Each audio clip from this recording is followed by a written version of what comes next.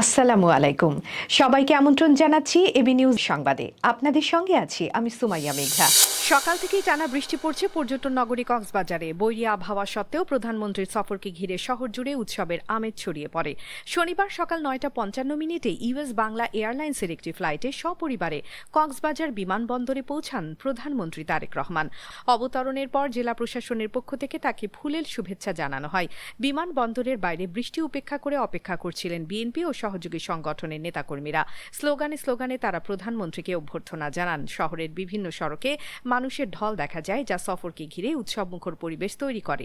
বিমানবন্দর থেকে সড়কপথে তিনি প্রথমে সদর উপজেলার পিএম খালিতে যান। সেখানে শহীদ প্রেসিডেন্ট জিয়াউর রহমানের স্মৃতি বিজড়িত পাতলি খাল পুনঃখনন প্রকল্পের উদ্বোধনে অংশ নেন। এরপর চকরিয়ার মালুমঘাট সংরক্ষিত বনে দেশব্যাপী 25 কোটি বৃক্ষরোপণ কর্মসূচির উদ্বোধন সহ আরও কয়েকটি কর্মসূচিতে যোগ দেন প্রধানমন্ত্রী। প্রিয় ভাই বোনেরা, এই খালটি আমরা এই জন্য খনন করতে চাই, কারণ আপনাদের নিশ্চয়ই মনে আছে, আপনারা নির্বাচনের আগে শুনেছিলেন যে আমরা দেশের মানুষের সামনে বলেছিলাম যে আমরা সরকার গঠন করতে, আল্লাহর রহমতে সরকার গঠন করতে সক্ষম হলে আমরা দেশের জন্য কতগুলো কাজ করতে চাই এবং কি কি সেই কাজগুলো ছিল আজ যে খাল খনন কর্মসূচি এখানে উদ্বোধন করলাম। আমরা এইরকম দেশে আমরা বিভিন্ন জায়গায় খাল খনন কর্মসূচির কাজ শুরু করতে চাই, পুনর্খননের কাজ শুরু করতে চাই এবং ইনশাল্লাহ আগামী 5 বছর আমরা সারা বাংলাদেশে আমাদের লক্ষ্য হচ্ছে 20,000 কিলোমিটার খাল আমরা খনন করব। অন্যদিকে পররাষ্ট্র প্রতিমন্ত্রী শামা ওবায়েদ বলেছেন, রাতের অন্ধকারে পুশিন করার মতো কর্মকাণ্ড থেকে ভারত সরকার বিরত থাকবে। বাংলাদেশ এমনটাই আশা করে। তিনি জানান, বিষয়টি সমাধানে সরকার কূটনৈতিক প্রচেষ্টা অব্যাহত রেখেছে এবং কূটনীতির মাধ্যমে সমস্যার সমাধান হবে বলে বিশ্বাস করে। শুক্রবার সন্ধ্যায় ফরিদপুরের সাউথা উপজেলা প্রেস ক্লাব আয়োজিত সংবর্ধনা অনুষ্ঠানে সাংবাদিকদের প্রশ্নের জবাবে প্রতিমন্ত্রী এসব কথা বলেন। পররাষ্ট্র প্রতিমন্ত্রী হিসেবে দায়িত্ব পাওয়ায় তাকে এই সংবর্ধনা দেয়া হয়। তিনি বলেন, বিজিবি অত্যন্ত কঠিন ও শক্ত অবস্থানে রয়েছে। ভারত থেকে যেসব পুশিনের চেষ্টা হচ্ছে, বিজিবি তা প্রতিহত করছে। ফেরত নেওয়ার জন্য বা ফেরত পাঠানোর জন্য একটা সুস্পষ্ট নীতিমালা আছে, একটা মেকানিজম আছে। আমরা আশা করব যে ভারত সরকার সেই মেকানিজম, সেই নীতিমালা অবলম্বন করবে। বিজিবি অত্যন্ত কঠিন অবস্থায় আছে, শক্ত অবস্থায় আছে। ভারতের থেকে যেসব পুশিন করার চেষ্টা করা হচ্ছে সেটা বিজিবি প্রতিহত করছে। আমরা ইতিমধ্যেই পররাষ্ট্র মন্ত্রণালয় থেকে 13টা চিঠি গিয়েছে দিল্লিতে এই পুশিন বন্ধ করার জন্য। বাংলাদেশ বার কাউন্সিলের আইনজীবী তালিকাভুক্তির প্রথম ধাপ এমসিকিউ পরীক্ষার ফলাফল প্রকাশিত হয়েছে। এতে উত্তীর্ণ হয়েছে 9,201 জন পরীক্ষার্থী। মোট আবেদনকারী সংখ্যা ছিল 37,080 জন। 3 ধাপের এই পরীক্ষায় নৈর্ব্যক্তিক, লিখিত ও মৌখিক উত্তীর্ণ হলেই আইনজীবী হিসেবে প্র্যাকটিসের অনুমতি মেলে। উত্তীর্ণদের মধ্যে রয়েছেন প্রধানমন্ত্রী তারেক রহমানের মেয়ে ব্যারিস্টার জাইমা রহমান এবং বার কাউন্সিলের chairman attorney general barrister Ruhul Quddus কাজলের মেয়ে ব্যারিস্টার আদিবা রুহুল। বৃহস্পতিবার গভীর রাতে এক ফেসবুক পোস্টে নিজেই এমসিকিউ পরীক্ষায় উত্তীর্ণ হবার বিষয়টি জানান জাইমা রহমান। বার কাউন্সিলের নিয়ম অনুযায়ী এমসিকিউতে উত্তীর্ণরা এখন লিখিত পরীক্ষায় অংশ নেবেন। লিখিত পরীক্ষায় একবার উত্তীর্ণ হলে তারা পরবর্তী 3 বার সরাসরি মৌখিক পরীক্ষার জন্য বিবেচিত হন। এই 3 ধাপ সফলভাবে সম্পন্ন করলেই আইনজীবী হিসেবে তালিকাভুক্ত হওয়া যায়। অন্যদিকে সৌদি আরবে পবিত্র হজ পালন শেষে এখন পর্যন্ত 54,323 জন বাংলাদেশি হাজি দেশে ফিরেছেন।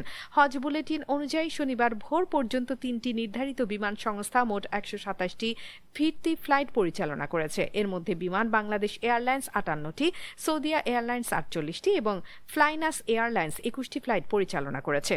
হজ অফিস সূত্র জানায়, ফিরতি ফ্লাইটে সরকারি ব্যবস্থাপনায় 4,313 জন এবং বেসরকারি ট্রাভেল এজেন্সির ব্যবস্থাপনায় 50,010 জন হাজি দেশে ফিরেছেন। এবার হজ পালন করতে গিয়ে 50 জন বাংলাদেশি হাজির মৃত্যু হয়েছে। এর মধ্যে 33 জন পুরুষ ও 17 জন নারী। মক্কায় 35 জন, মদিনায় 14 জন এবং জেদ্দায় 1 জন মারা গেছেন।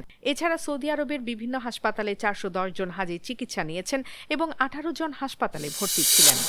মার্কিন যুক্তরাষ্ট্রের সঙ্গে নতুন করে সংঘাত শুরু হওয়ার পর হরমুজ প্রণালী পুরোপুরি বন্ধ করে দিয়েছে ইরান। এরপরও প্রণালী অতিক্রম করতে চাওয়া বাণিজ্যিক জাহাজকে লক্ষ্য করে একাধিক ড্রোন হামলা চালায় তেহরান। শনিবার মার্কিন সামরিক বাহিনী জানায় গত কয়েক ঘণ্টায় ছোড়া সব ড্রোনই প্রতিহত করা হয়েছে। মার্কিন সেন্ট্রাল কমান্ড সেন্টকম এক্সে দেয়া পোস্টে জানায় হরমুজ প্রণালী দিয়ে জাহাজ চলাচল স্বাভাবিকভাবে অব্যাহত রয়েছে এবং আন্তর্জাতিক বাণিজ্যের এই গুরুত্বপূর্ণ নৌপথ উন্মুক্ত রয়েছে। আবহমান উত্তেজনার মধ্যে গত বুধবার রাতে ইরান হরমুজ প্রণালী পুরোপুরি বন্ধের নির্দেশ দেয়।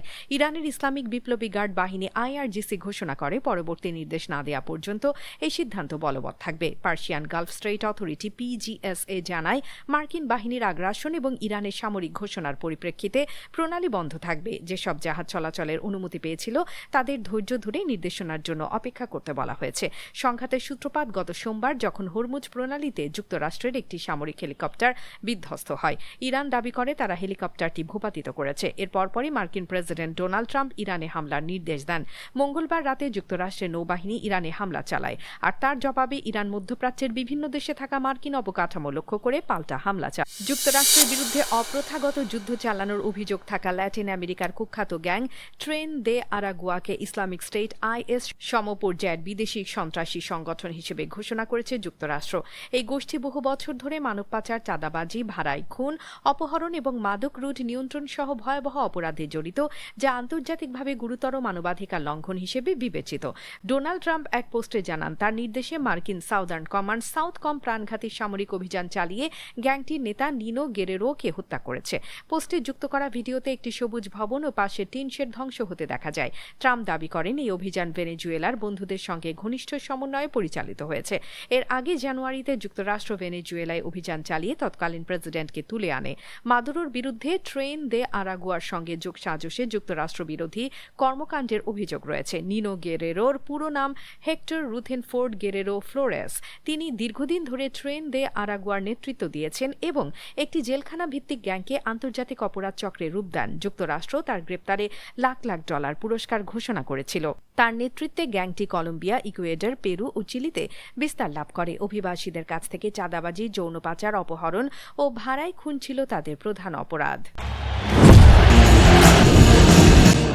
ক্যালিফোর্নিয়ার সোফিয়া স্টেডিয়াম রেঙেছিল স্বাগতিক যুক্তরাষ্ট্রের লাল সাদা রঙে। 1994 সালের পর আবারও বিশ্বকাপ ফিরেছে যুক্তরাষ্ট্রে, আর নিজেদের ফুটবল ভক্তদের নিরাশ করেনি আয়োজকরা। দাপুটে পারফরমেন্সে তারা লাতিন আমেরিকার দেশ প্যারাগুয়েকে 4-1 ব্যবধানে উড়িয়ে দিয়ে আসর শুরু করেছে। নতুন কোচ মরিসিও পোচেত্তিনোর সৃজনশীল কৌশলে বদলে যাওয়া দলটি লস অ্যাঞ্জেলেসের 70,000-এর বেশি দর্শকের সামনে এক ভিন্ন রূপে হাজির হয়। ফোলারিন বালুগুনের জোড়া গোল এবং জিওভান্নি রেইনার এক গোল যুক্তরাষ্ট্রকে এনে দেয় টুর্নামেন্টে তাদের ইতিহাসের সবচেয়ে বড় ব্যবধানের জয়। আরেকটি গোল আসে প্যারাগুয়ের এক মিডফিল্ডারের আত্মঘাতী ভুলে। অন্যদিকে চট্টগ্রামে নিজ বাসায় ফেরার পথে ডিবি পরিচয়ে জাতীয় দলের ক্রিকেটার নাইম হাসানকে মারধর ও হেনস্থার অভিযোগ উঠেছে। এ ঘটনায় তীব্র নিন্দা জানিয়েছে বাংলাদেশ ক্রিকেটার্স ওয়েলফেয়ার অ্যাসোসিয়েশন কোয়াব। জাতীয় দলের ক্রিকেটার পারভেজ হোসেন ইমনও ক্ষোভ প্রকাশ করে দায়ীদের শাস্তির দাবি তুলেছেন। কোয়াব এক বিবৃতিতে জানায় চট্টগ্রাম মহানগর পুলিশকে নাইম হাসানের উপর শারীরিক নির্যাতনের জড়িত প্রত্যেক পুলিশ সদস্যদের বিরুদ্ধে কঠোর ব্যবস্থা নিতে হবে। তাদের ভাষায় বৃহস্পতিবার রাতে সাভারে ঢাকা প্রিমিয়ার লিগের ম্যাচ শেষে বাড়ি ফেরার পথে লালখান বাজারের কাছে পুলিশ নাইমকে থামায় এবং শুরু থেকেই বৈরী আচরণ করে। দর্শক, এতক্ষণ আমাদের সঙ্গে থাকার জন্য ধন্যবাদ। সর্বশেষ সংবাদ পেতে চোখ রাখুন আমাদের ওয়েবসাইট www.abnewsinternational.com এ। সেই সাথে ভিডিও নিউজ পেতে যুক্ত থাকুন আমাদের ফেসবুক পেজ ও ইউটিউব চ্যানেলে।